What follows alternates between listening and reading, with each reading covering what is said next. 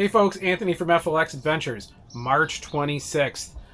This is the first day I've actually got my boat in the water. I'm pretty excited. Launched out of the Port of Rochester. Some good buddies, Scott and Brian, met me at 6:30 for our yearly splashdown. They've come up here the last 2 years, and the first time I've been out, and we've done really well. Today, no different. I actually started. So we left Port of Rochester, and instead of starting a little bit past, maybe in front of Shippies, or starting to set up right at the point before Shippies, we started right at Irondequoit Pier.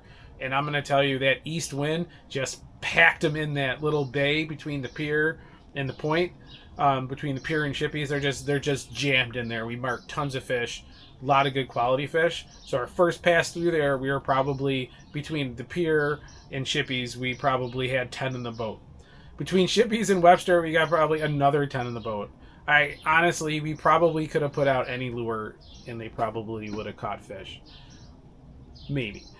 What worked for us? So in the morning, this D&D custom bait bomber, green, black dots, a little bit of UV, was just on fire. Probably MVP.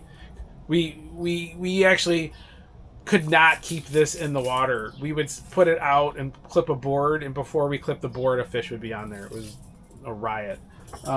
Same thing for the You Can't Afford It. This is the Smithwick short. These are the new ones that just came out. This is great. Took some damage, lost some hooks. What else? I started keeping going with these green dots. These worked really good. This is a bay rat. This is an older bay rat. We lost two. This is probably one of our best bet. We lost two My Secrets, the shorts. So I threw this short shallow out, and it did well. But I lost two of those on some very big fish. Gonna order 8 more. I'm guessing they're out of stock. Also, really good. Citric shad did really good early in the morning. And then it kind of quieted off towards the afternoon.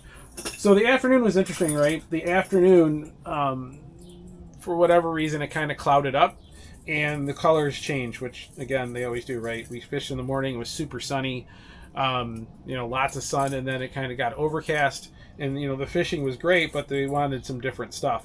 So in the morning, gold perch was just good all day. I don't think it really mattered. We just had this out on a half color, and it just took fish all day.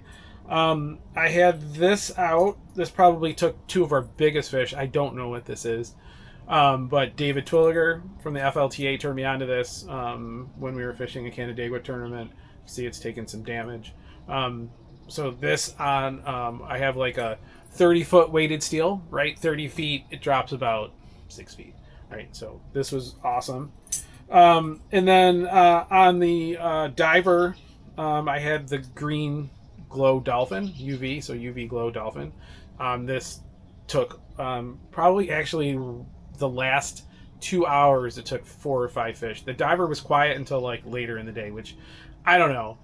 It's just like usually the divers are quiet in the morning for whatever reason, and then they're hot later in the day for me. That's just me. So there you go.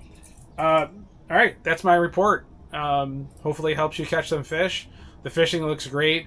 The quality of fish have been really, really good. This is my second time out, my first time with my boat, my second time out this year. Thanks, folks. Hope it helped.